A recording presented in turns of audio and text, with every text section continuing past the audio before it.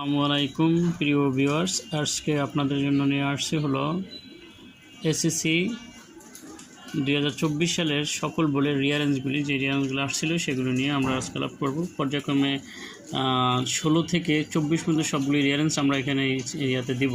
তো আজকে শুধু 24 সালে যে রিয়ারেঞ্জগুলো আসছে গত পরীক্ষাতে এসএসসিতে, সেগুলো নিয়ে আমরা আলাপ করব।